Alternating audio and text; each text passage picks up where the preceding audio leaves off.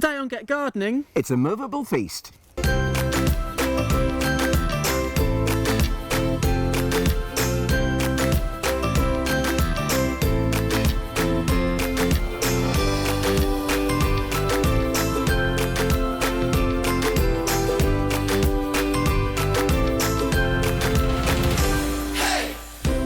Hello, welcome to Get Gardening. He's Ian Roofe. and he's Alan Gray. And today we're going to do crop rotation. It's an important thing to consider when you're growing any food crops in the garden because it helps keep your soil hearty and healthy for years to come.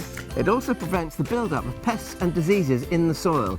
If you've got something attacking the roots of, say, let's take clubroot for instance, which attacks brassicas. If you grow brassicas in the same position year after year after year, you will probably get clubroot. So if you move them around a bit, you don't get that. And nobody wants that because it can remain in the soil for 10 to 20 years, so it's an important thing not to get in your soil. No, and one of the things to do, if you do get a clubroot, you actually lime your soil. So look up the dosage. It used to be 4 ounces per square yard. What it is in modern money, I don't know. The important thing to remember is to move your crops about, as Alan says, is to make sure you don't have crops in the same place. And we've got sort of some distinct groups, and one of the most important groups in the veg plot are the legumes. So they are the peas and the beans, the plants which fix nitrogen. Yeah, I think it's interesting. If you pull up a pea or a bean and you look at the root system, you'll find there's little bobbles, little nodules on the root, and they actually are nitrogenous. So they will put nitrogen into the soil. Am I right? You are right. And the important thing is that when that crop is finished, you don't remove the whole crop. You can take the top off it, but leave the roots in, because over time that nitrogen will be released back into the soil. And it's an ideal patch then to follow with your leafy crops, things like your brassicas and your lettuces. Absolutely. And the other thing is manuring. How do we go about manuring our soil? Do you do double digging? Never have done. Neither have I. The old gardeners of yesteryear used to do it. They used to take a split of soil out and then another split, and underneath that split they would put manure, and then they would do the same thing again all over the patch. Very labour intensive. I tend not to do that. I tend to put organic matter on the top of the soil and allow the worms and the movement in the soil and the frost and the weather just to work it in, and eventually it filters its way through and gives you a really nice topsoil to work with. You see, the great thing is if you manure your soil in the autumn and you leave that manure on all winter and don't do anything to it during the winter, that's when all those little microbial things will start to react and the worms will incorporate it into the soil, so that when it comes to spring, you're ready to crop. But we've got to be careful with freshly manured soil.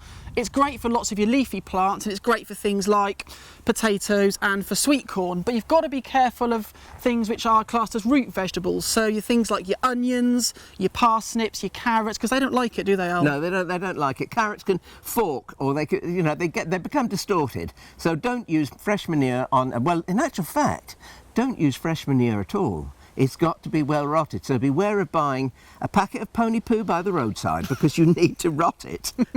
Just tell them briefly how to do that. You need to stack it, don't you? Yeah, you need to stack it ideally for, I would say 6 months ideally at the least, to make sure that it loses some of its concentration, it loses some of its sharpness almost, because fresh manure is quite sharp, isn't it? It contains lots of ammonia and it can really burn lots of fresh roots. It will burn terribly. The thing about manure is it has to be the kind of consistency without any smell attached to it that you can dig your hands into and you can say that's a lovely drop of stuff. If it's worse, if it smells or it's pongy, don't use it. If your vegetable garden hasn't grown vegetables before and it's a virgin plot, one of the best crops to start with is potatoes, which you would plant in the spring, fairly early, probably March. So you dig it over, that's the first step in cultivation, plant your potatoes. Then when they start to shoot through, you mound them up to protect them against the frost. Yep. Then you harvest them. So you're digging the soil, you're turning it over. And it's that repeat digging that really works the soil and gets it into a usable conditioned soil. Exactly. So not only are you digging out perennial crops, you're actually conditioning the soil, you're breaking it up, you're putting oxygen into it. And then you could follow that potato crop with some of the legumes. You could put in some peas and beans after that, and because the potatoes will take quite a lot out of the soil, the legumes will add something back. They will add nitrogen and they will nourish. So what we're going, first year potatoes, second year Legumes. Yeah, legumes, your peas and your beans, your nitrogenous plants, plants which fix nitrogen on their little nodules on the roots and put that goodness back into the soil again. Which is a very important thing to consider.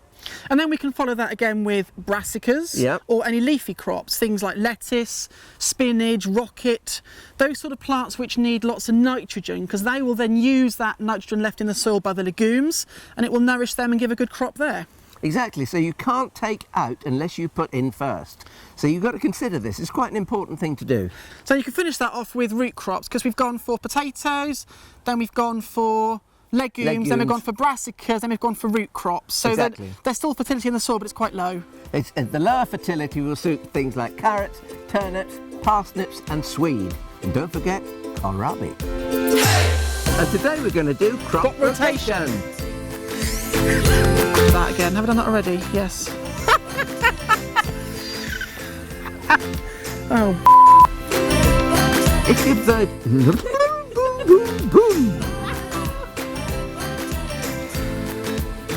If your veg pot.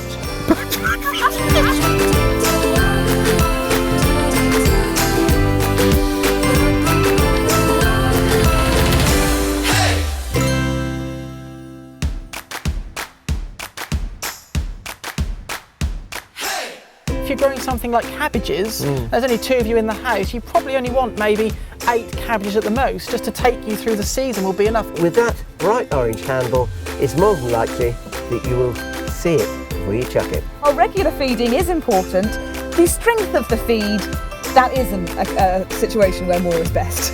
No, plants don't want to have a glut of food, do they? They really want to have small amounts of food every time you water them, really.